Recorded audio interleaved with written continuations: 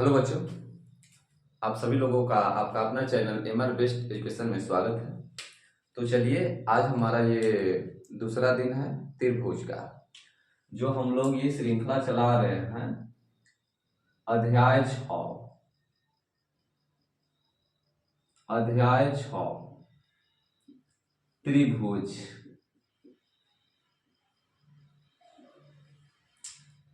जिसमें कल हम लोग ये देखे थे पहला पार्ट में कुछ बेसिक जानकारी, मुख्य रूप से त्रिभुज क्या होते हैं और त्रिभुज क्या प्रकार क्या क्या है। एक भुजा के आधार पर त्रिभुज 3 प्रकार का और दूसरा कोण के आधार पर त्रिभुज 3 प्रकार, यानी टोटल 6 प्रकार के त्रिभुजों के बारे में हम लोग अध्ययन किए थे, जिसमें समबाहु त्रिभुज, समद्विबाहु त्रिभुज और विषमबाहु त्रिभुज, ये भुजा के आधार पर। और दूसरा हम लोग देखे थे कोण के आधार पर, एक न्यून कोण त्रिभुज, समकोण त्रिभुज और अधिकोण त्रिभुज। इसके अलावा कुछ और भी बिंदु रह जाते हैं, लेकिन हम ज़्यादा बेसिक में अब नहीं चलेंगे, क्योंकि हम लोगों का एग्जाम काफ़ी नज़दीक आ गया है और हमें कवर करना है प्रश्नावली 6.1 से लेकर प्रश्नावली 6.5 तक। तो इस अध्याय को ध्यान में रखते हुए हम अब सीधे प्रश्नावली में चलेंगे। प्रश्नावली 6.1 प्रश्नावली 6.1 में चलेंगे तो हम लोगों को मुख्य रूप से पढ़ना है समरूप आकृतियां। समरूप आकृतियां क्या होती है? समरूप आकृतियां के बारे में हम लोग को समझना है कि प्रश्नावली 6.1 में चलेंगे तो मुख्य रूप से समरूप और असमरूप, इन्हीं दो तरह के बातों पर बात किया गया है, इन्हीं दो तरह की बिंदुओं पर बात किया गया है। तो आइए हम लोग जानते हैं समरूप आकृतियां क्या होती है। तो समरूप आकृतियां एक ऐसी आकृतियां होती हैं जिनके आकार और माप, दो चीज पर ध्यान देना है, एक आकार पर और दूसरा माप, अमाप, यानी शेप, और ये होता है साइज, ध्यान देना है। तो जहां समरूप की बात आएगी इसे हम सदृश्य भी बोलेंगे, सदृश्य, सदृश्य, इसको भी ध्यान में रखेंगे, सदृश्य आकृतियां। तो वैसी दो आकृतियां समरूप आकृतियां कहलाती है जिनके आकार तो समान होंगे किंतु अमाप समान हो या न हो। कहने का मतलब कि आकार समान होना चाहिए। अगर अमाप यानी साइज समान है तो वो ठीक है, और समान ना है तो वो ठीक है। वैसी आकृतियां क्या कहलाती है? समरूप आकृतियां कहलाती है। समझ रहे हैं? नहीं समझे? उदाहरण देखिए, भले आप लिख सकते हैं, वैसी आकृतियां जिनके आकार समान हो, इतना भी हम लोग लिख देंगे तो समझ में आ जाएगा। वैसी आकृतियां जिनके आकार समान हो समरूप आकृतियां कहलाती है। इसमें जोड़ना चाहेंगे तो जोड़ सकते हैं, तथा वैसी आकृतियां जिनके आकार समान हो तथा अमाप समान हो भी सकता है और नहीं भी हो भी सकता है और नहीं भी। जैसे देखिए, सभी वर्ग आपस में समरूप होते हैं।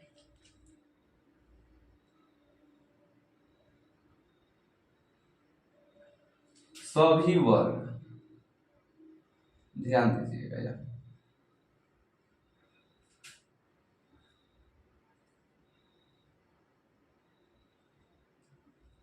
ये सभी वर्ग ये भी वर्ग है, ये भी वर्ग है,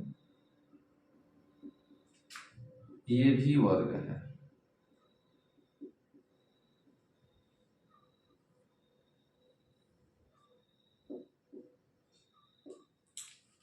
ये सभी वर्ग आपस में क्या होते हैं? समरूप होते हैं। विभिन्न भुजा वाले सभी वर्ग। विभिन्न भुजा का मतलब जैसे ये 4 सेंटीमीटर भुजा का वर्ग, ये भी 4, समझिएगा ध्यान से, ये भी 4 सेंटीमीटर का, ये भी 4, ये भी 4। तो वर्ग की सभी भुजाएं समान होती हैं। तो ये 4 सेंटीमीटर भुजा वाला वर्ग है, और ये इससे तो बड़ा ही है, ये 6 सेंटीमीटर भुजा वाला वर्ग है, ये 6 सेंटीमीटर भुजा वाला वर्ग है, और इन दोनों से ये छोटा है, तो ये मान लीजिए 3 सेंटीमीटर भुजा वाला वर्ग है, और ये आपका 5 सेंटीमीटर भुजा वाला वर्ग है, 5 सेंटीमीटर। तो ये सभी वर्ग हैं। ये क्या दिखा रहा है? आकार समान है, समान आकृतियां देखने में एक जैसी, यानी सभी वर्ग हैं। ठीक है, सभी वर्ग हैं, चाहे 4 सेंटीमीटर का हो या 5 सेंटीमीटर, आकार तो समान है, लेकिन क्या इसके आमाप समान है? तो इन कम से कम जब भी हम समरूप आकृतियां की बात करें, कम से कम 2 आकृति को हम लेकर चलेंगे। अगर ये पूछ लिया जाए आपसे, क्या ये दोनों वर्ग आपस में समरूप होते हैं? बिल्कुल होते हैं। दोनों वर्ग क्या, सभी वर्ग विभिन्न भुजा वाले हैं, सभी वर्ग आपस में क्या होते हैं? समरूप होते हैं। क्यों समरूप होते हैं? क्योंकि समरूपता का नियम यही है, आकार समान होना चाहिए, माप समान हो तो और अच्छा है, और ना हो तो भी कोई दिक्कत नहीं है। तो सभी वर्ग आपस में क्या होते हैं? समरूप होते हैं। इस समस्या का एक समाधान हो। दूसरा, सभी समबाहु त्रिभुज भी समरूप होते हैं। सभी समबाहु त्रिभुज समरूप होते हैं,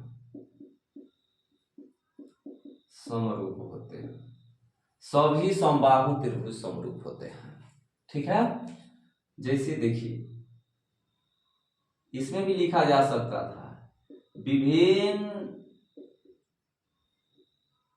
प्रकार के भुजा वाले या अलग अलग प्रकार के भुजा वाले सभी समबाहु त्रिभुज क्या होते हैं? समरूप होते हैं।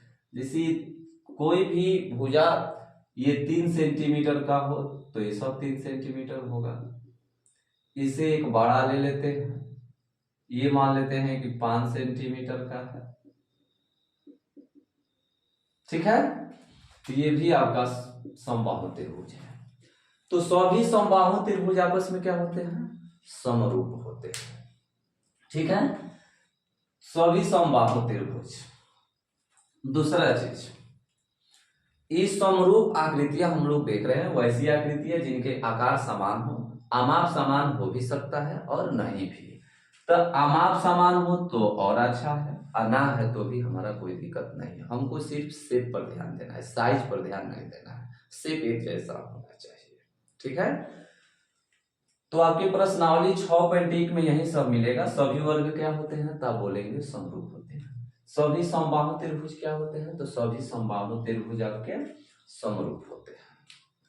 सभी वृत्त, चाहे त्रिज्या उनका भले अलग अलग हो, सभी वृत्त, ये वृत्त ले लीजिए 3 सेंटीमीटर त्रिज्या का, एक और वृत्त ले लीजिए 4 सेंटीमीटर त्रिज्या का, एक और वृत्त ले लीजिए यहाँ 2 सेंटीमीटर त्रिज्या का। तो सभी वृत्त भी आपस में क्या होते हैं? समरूप होते हैं, चाहे त्रिज्या इनकी अलग अलग क्यों ना हो, क्योंकि ये एक ही आकार के हैं, गोलाकार के हैं, सबका अपना अपना एक केंद्र है। ठीक है, तो हमको ध्यान बस इस पर देना है कि वैसी आकृतियां जिनके आकार समान हो, आमाप समान हो या न हो, वैसी आकृतियां क्या कहलाती है? समरूप आकृतियां कहलाती है। ठीक है, यहीं आगे हम लोग चलते हैं। एक प्रश्न आएगा आपके सामने, 1 मिनट इसको मिटा देते हैं थोड़ा।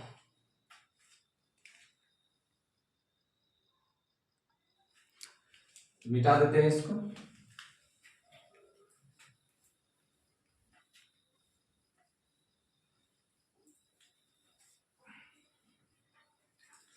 देखिए एक चीज और यहाँ ध्यान देना है आप लोगों को। तो समरूप आकृतियां समझ में आया। यही चीज यदि आप चलेंगे त्रिभुजों के समरूपता में, यही बात ध्यान पर रखना है। यह यदि आप चलेंगे प्रश्नावली 6.2 में, तो हम आएगा त्रिभुजों की समरूपता, त्रिभुजों की समरूपता। इसमें पूछता है कि दो त्रिभुज समरूप कब होते हैं, तो दो गो चीज हमेशा उसमें आता है। समरूपता की कसौटी में दो गो नियम आपका आएगा। क्या आएगा? दो त्रिभुज समरूप होते हैं कब? जब उनके संगत कोण बराबर हो तब। संगत कोण बराबर हो तब। और दूसरा आएगा उनकी संगत भुजाएं, संगत भुजाएं एक ही अनुपात में हो तब, एक ही अनुपात में हो तब। तो ये मुख्य रूप से ये दो चीजों को ध्यान में, इन दो बिंदुओं को ध्यान में रखना है जब भी समरूपता की बात आएगी। ये तो सिंपल आकृतियां की बात है। दो आकृति दिया रहेगा, बताना है वो समरूप है कि ना। तो समरूपता जहां अगर आपका दिमाग फंसेगा कि हो कि नहीं है, तो इस बात पर आप लोग ध्यान में रखेंगे। जैसे अभी हम बात किए यहाँ,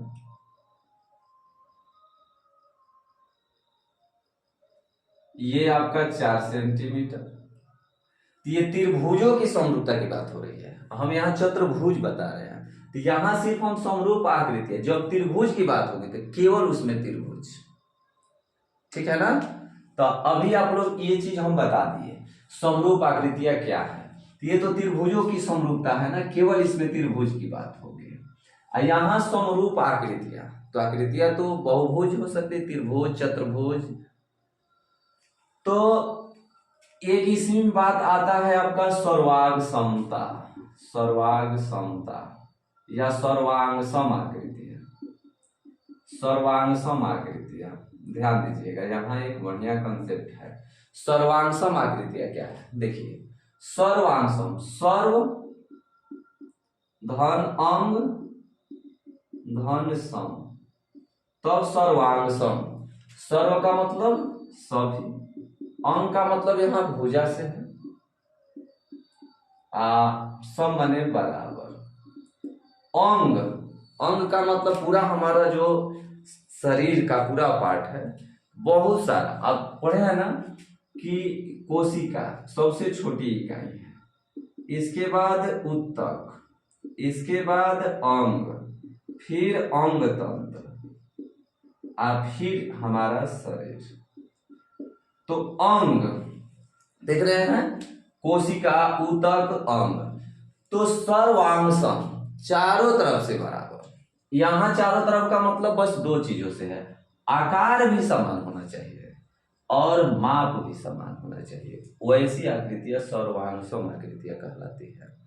ध्यान दीजिएगा, यहाँ समरूप आकृतियां और सर्वांग आकृतियां में क्या अंतर है कि समरूप में सिर्फ आकार को देखा जाता है, आकार समान है कि नहीं, लेकिन सर्वांग में आकार भी समान होगा और माप यानी माप भी समान होगा, यानी शेप और साइज दोनों बराबर होगा उसमें। उसको बोलेंगे हम लोग सर्वांग आकृतियां।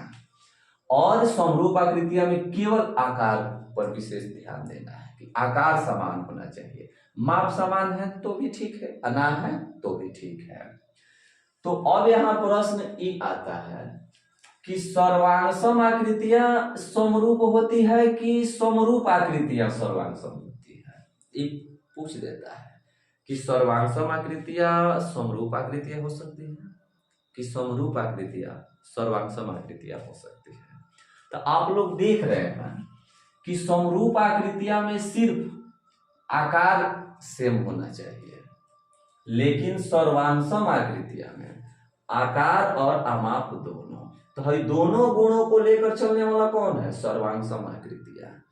तो इसका गुण इसमें दिखाई दे रहा है, लेकिन इसका गुण इसमें दिखाई नहीं दे रहा है, लेकिन आधा अधूरा दिखाई दे रहा है। इसलिए हम बोलेंगे क्या कि सभी सर्वांग सम आकृतियां समरूप आकृतियां होती हैं, समरूप आकृतियां होती है। सभी सर्वांगसम आकृतियां समरूप आकृतियां होती है। इस बात को ध्यान में रखेंगे। जैसे देखिए यहां हम बनाए हैं दो समबाहु त्रिभुज, समबाहु त्रिभुज।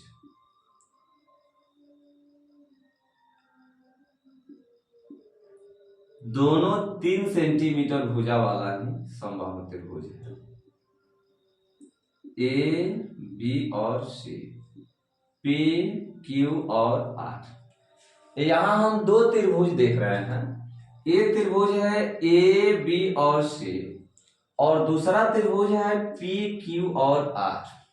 लेकिन दोनों त्रिभुज 3-3 सेंटीमीटर वाला ही है, यानी दोनों समबाहु त्रिभुज तो है, दोनों समबाहु त्रिभुज है। इसकी भुजा भी 3 सेंटीमीटर, इसकी भुजा भी 3 सेंटीमीटर। तो हम बोलेंगे कि ये दोनों समबाहु त्रिभुज समरूप आकृतियां के अंतर्गत भी आएगा। ये दोनों समबाहु त्रिभुज समरूप भी है और ये दोनों समबाहु त्रिभुज सर्वांगसम भी है। क्यों? सर्वांगसम का मतलब क्या होता है कि आकार भी समान होना चाहिए और अमाप भी समान होना चाहिए, यानी शेप और साइज दोनों समान होना चाहिए। वैसी आकृतियां कहलाएगी सर्वांगसम आकृतियां। तो इस सर्वांगसम आकृति का दो गुण है, आकार भी समान होना चाहिए और अमाप भी समान होना चाहिए। तो देखिए आकार क्या है, तो दोनों समबाहु त्रिभुज, दोनों समबाहु त्रिभुज आकार का है। अमाप क्या है, साइज क्या है, तो दोनों 3 सेंटीमीटर भुजा वाला है।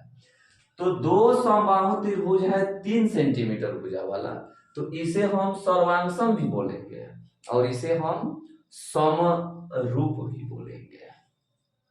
इस आधार पर हम बोल सकते हैं कि नहीं कि सभी सर्वांगसम आकृतियां क्या होती है, समरूप आकृतियां होती है, ठीक है ना। लेकिन समरूप आकृतियां सर्वांगसम आकृतियां होती है नहीं, ये गलत हो जाएगा।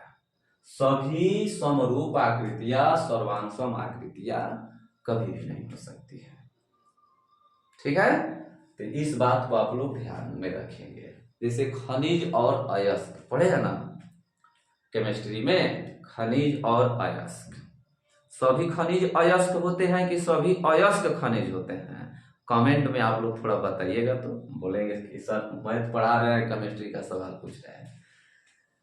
तो 10th का एग्जाम देना है तो एकदम वो भी इंपॉर्टेंट क्वेश्चन है, खनिज और अयस्क क्या है। कमेंट यदि आप वीडियो देख रहे हैं तो हमें भी तो पता होना चाहिए कि आप पूरा वीडियो देख रहे हैं कि 2 मिनट 3 मिनट देख के बंद कर दे रहे हैं। यदि देख रहे हैं तो इस कमेंट का जवाब, इस प्रश्न का जवाब जरूर कमेंट में दीजिएगा। क्या सभी खनिज अयस्क होते हैं कि सभी अयस्क खनिज होते हैं? कौन सा इसमें कथन सही है, ठीक है। तो चलिए यहां हम लोग क्या बात करेंगे, सभी सर्वांगसम आकृतियां क्या होती है, समरूप आकृतियां होती है। लेकिन क्या समरूप आकृतियां सर्वांगसम आकृतियां होती है? तो बोलेंगे नहीं, कभी कभी। जैसे अभी इसको हम बोल दिए कि ये समरूप आकृतियां हैं, तो हाँ ये समरूप आकृतियां तो हैं, लेकिन क्या ये समरूप आकृतियां सर्वांगसम आकृतियां भी हैं? तो यहां तो बोल सकते हैं कि, लेकिन प्रश्न तो भी बोलेगा कि नहीं ये तो सर्वांगसम आकृतियां हैं, तो सर्वांगसम आकृतियां समरूप आकृतियां होती है। और यहां पर हम ई दे दे कि यहां वर्ग है, ये दो आकृति है, ये वर्ग है, ये वर्ग है, ये 3 सेंटीमीटर भुजा वाला है और ये 5 सेंटीमीटर भुजा वाला है। 5 सेंटीमीटर भुजा वाला है। ठीक है, 5 सेंटीमीटर भुजा वाला है। तो ये सर्वांशम है कि समरूप है? तो बोलेंगे कि ये दोनों समरूप आकृतियां के उदाहरण है, सर्वांशम आकृतियां के उदाहरण नहीं है। क्यों? क्योंकि आकार सेम है, माप सेम नहीं है। आकार समान है, माप समान नहीं है। इस आधार पर हम इसको बोलेंगे कि ये समरूप आकृतियां हैं। तो बताइए तो समरूप आकृतियां सर्वांशम आकृतियां होती है? नहीं। यहाँ हम बोलेंगे कि ये समरूप आकृतियां हैं, तो क्या समरूप आकृतियां सर्वांशम आकृतियां होती है? तो लोग उलट के बोलेंगे हाँ ये तो समरूप आकृतियां है और सर्वांशम भी है। ये भी तो समरूप है, लेकिन क्या ये सर्वांशम है? नहीं। तो हम यही बोलेंगे कि सभी सर्वांशम आकृतियां समरूप होती हैं, लेकिन सभी समरूप आकृतियां सर्वांशम नहीं होती है।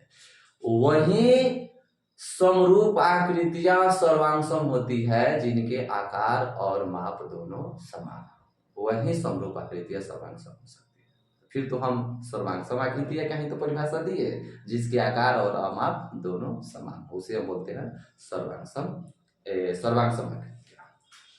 तो हम उम्मीद करते हैं कि समरूप आकृतियां और सर्वांशम आकृतियों के बारे में आप अच्छे से समझ गए होंगे। तो प्रश्नावली 6.1 में यही 2 क्वेश्चन था। हई वाला जो प्रश्न है त्रिभुजों की समरूपता, ये हम लोग को पढ़ना है 6.2 में। इसमें जब हम प्रवेश करेंगे तो हमारा आ जाएगा थेल्स प्रमेय और थेल्स प्रमेय का विलोम। ठीक है, तो इसको हम लोग अगले दिन रखेंगे, यानी कल से रखेंगे। चलिए, तो ये हो गया। अब देखिए, आपके एनसीईआरटी में दिया है क्वेश्चन कि कुछ आकृतियों के उदाहरण दें। पहला, जो समरूप आकृतियां हो, तो क्या आप लिखेंगे? सभी वर्ग आपस में समरूप होते हैं। फिगर बना देना है, 2 वर्ग, चाहे भुजा 3 सेंटीमीटर रखिए या किसी का 5 सेंटीमीटर रखिए या 4 सेंटीमीटर रखिए, या दोनों वर्ग बनाइए, दोनों का 4-4 सेंटीमीटर रखिए। ठीक है, चलिए। और उदाहरण क्या दे सकते हैं? सभी समबाहु त्रिभुज आपस में समरूप आकृतियां होती है। सभी वृत्त आपस में क्या होते हैं? समरूप होते हैं। ठीक है, ये हो गया। प्रश्न आ जाएगा, फिर आगे दिया है क्वेश्चन आपका, देख लेते हैं। आगे प्रश्न देखिए, 6.1 में दिया है सभी वृत्त होते हैं, क्या होते हैं? सर्वांशम होते हैं कि समरूप होते हैं? तो आप बोलेंगे, क्या बोलेंगे? सभी वृत्त क्या होते हैं? सभी वृत्त आपस में समरूप होते हैं। क्यों सर्वांशम नहीं बोलेंगे? क्यों नहीं सर्वांशम बोलेंगे? कि अब हम थोड़ी जानते हैं कि सभी वृत्त जो बना होगा 3 सेंटीमीटर त्रिज्या का बना होगा। तो विभिन्न प्रकार के वृत्त होंगे, कोई 3 सेंटीमीटर त्रिज्या का, कोई 5 सेंटीमीटर, कोई 4 सेंटीमीटर, कोई 6 सेंटीमीटर। तो आकार तो एक जैसा लग रहा है, लेकिन माप एक जैसा नहीं ना। विभिन्न माप वाला त्रिज्या हम बोल दिया, 3 सेंटीमीटर, 4 सेंटीमीटर, 5 सेंटीमीटर। तो ये सभी वृत्त आपस में क्या होते हैं? समरूप होते हैं। सभी वर्ग होते हैं, तो सभी वर्ग अभी बताए, सभी वर्ग क्या होते हैं? समरूप होते हैं। सभी त्रिभुज समरूप होते हैं, तो सभी त्रिभुज समरूप होते हैं। तो सभी त्रिभुज समरूप होते हैं, तो कौन त्रिभुज समरूप होते हैं? तो समद्विबाहु त्रिभुज की समबाहु त्रिभुज। देखिए यहाँ ध्यान देना, सभी त्रिभुज, तो समबाहु त्रिभुज जो होता है हमेशा क्या होता है? समरूप होता है, समद्विबाहु नहीं होता है। अब समद्विबाहु में जब हम प्रवेश करेंगे ना, तो फिर इस पर ध्यान देना होगा। देखिए ये डाल दिया है क्वेश्चन, इसको ध्यान में ना रखेंगे तो ये क्वेश्चन ना बनेगा। समद्विबाहु त्रिभुज समरूप होते हैं, लेकिन कंडीशन है, हई दोनों शर्त लगेगा तभी, नहीं तो समबाहु त्रिभुज समरूप नहीं होते हैं। समबाहु त्रिभुज समरूप होते हैं, समद्विबाहु त्रिभुज समरूप नहीं होते हैं। ये कह रहा है कि कौन सा त्रिभुज समरूप होता है? समबाहु की समद्विबाहु? तो समबाहु। समद्विबाहु होता हो भी सकता है और नहीं भी हो सकता है। जैसे ये 2 गो है, जैसे मान लीजिए कि ये 2 गो है, जैसे ये 2 गो समद्विबाहु त्रिभुज है, समद्विबाहु त्रिभुज, समद्विबाहु, ये भी आपका है समद्विबाहु त्रिभुज। तो हाई भुजा तो बराबर है, ठीक। अब इसमें संगत कोण बराबर होना चाहिए, ये कोण इसके बराबर, ये कोण इसके बराबर, और ये इसके बराबर, ये इसके बराबर, और ये इसके बराबर होना चाहिए। ये नियम देखेंगे। फिर देखेंगे कि संगत भुजाएं एक ही अनुपात में हो, तो भुजा भी एक अनुपात में होना चाहिए। तो समद्विबाहु त्रिभुज में जब हम लोग चलेंगे, हम लोग को पढ़ना है प्रमेय 6.3 पढ़ेंगे। जब दो त्रिभुज समरूप होते हैं, जब उनके संगत कोण बराबर होते हैं तब। दो त्रिभुज समरूप होते हैं जब उनकी संगत भुजाएं एक ही अनुपात में होती है तब। तो ये कंडीशन है, इस चीज को ऊपर ध्यान देना होगा। तो ये समद्विबाहु त्रिभुज हमें फंसाएगा, क्योंकि समद्विबाहु त्रिभुज समरूप कभी हो भी सकता है और नहीं भी हो सकता है। ठीक है, ये मानकर चलिए कि सभी समद्विबाहु त्रिभुज समरूप नहीं होते हैं। इसमें कह रहा है कि सभी त्रिभुज, तो सभी समबाहुए त्रिभुज समरूप हो सकता है, सभी समद्विबाहु त्रिभुज समरूप नहीं हो सकता है। इस कंडीशन ऑब्जेक्टिव में और याद रखिएगा, सभी समकोण त्रिभुज क्या समरूप होते हैं? नहीं। कोई दो समकोण त्रिभुज कभी समरूप होते भी हैं और नहीं भी होते हैं, लेकिन सभी, देखिए ये आपको फंसाने वाला क्वेश्चन है, सभी समद्विबाहु त्रिभुज, समद्विबाहु त्रिभुज की बात है और सभी समकोण त्रिभुज की बात है, ठीक ना। इसको ध्यान में रखेंगे कि सभी समद्विबाहु त्रिभुज समरूप नहीं होता है और सभी समकोण त्रिभुज समरूप नहीं होता है। इसका मतलब ये है कि कुछ समकोण त्रिभुज समरूप होगा और कुछ समद्विबाहु त्रिभुज भी समरूप होगा, लेकिन सभी समद्विबाहु त्रिभुज समरूप नहीं होगा, सभी समकोण त्रिभुज भी समरूप नहीं होगा। ठीक है, इसको ऑब्जेक्टिव में ध्यान में जरूर रखेंगे। तो कौन सा त्रिभुज, सभी, कौन ऐसा त्रिभुज है जो समरूप होगा? तो सभी समबाहु त्रिभुज समरूप होगा, सभी वृत्त समरूप होगा, सभी वर्ग समरूप होगा। ठीक है, लेकिन सभी समद्विबाहु त्रिभुज और सभी समकोण त्रिभुज समरूप नहीं होगा। ठीक है, चलिए अब प्रश्न कह रहा है कि आगे भुजाओं की समान संख्या वाले दो बहुभुज समरूप होते हैं। तो बहुभुज, त्रिभुज भी बहुभुज है, एक त्रिभुज भी क्या है? त्रिभुज भी एक बहुभुज ही होता है।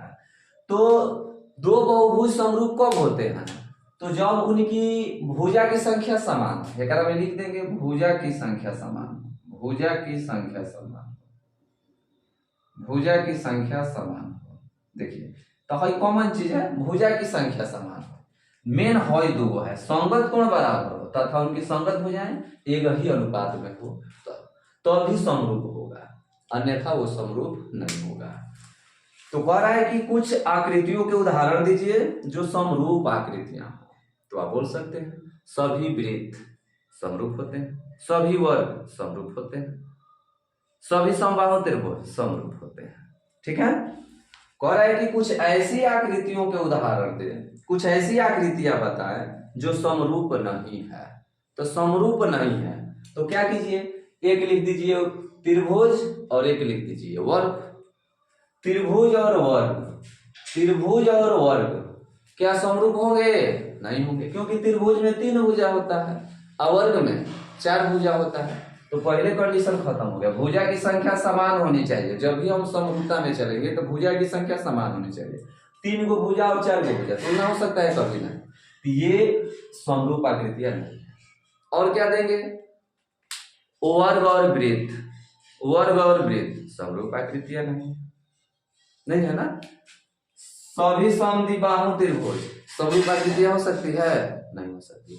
कुछ समद्विबाहु त्रिभुज समरूप हो सकता है, कुछ समकोण त्रिभुज हो सकता है, लेकिन सभी समकोण त्रिभुज समरूप हो सकता है? नहीं। तो लिख सकते हैं सभी समकोण त्रिभुज समरूप नहीं होते हैं, सभी समद्विबाहु त्रिभुज समरूप नहीं होते हैं। ठीक है, तो ये आपका प्रश्नावली 6.1 था, ये आपका समाप्त होता है। कल से हम लोग देखेंगे त्रिभुजों की समरूपता, ये वाला कंडीशन कल हम लोग देखेंगे। त्रिभुजों की समरूपता यानी दो त्रिभुज समरूप कब होंगे, और इससे संबंधित कल हमारा प्रमेय निकल कर आएगा, थेल्स प्रमेय और थेल्स प्रमेय का विलोम, जो आपके एग्जाम के लिए इंपॉर्टेंट रहेगा। आज जितना भी हम लोग देखे हैं, जितना भी आज हम लोग पढ़े, ये हमारे ऑब्जेक्टिव क्वेश्चन इसे 2 या 1 या 3, कम से कम 1 या 2 तो आ ही जाएगा। ठीक है, तो अब हम लोग मिलते हैं कल, ठीक है।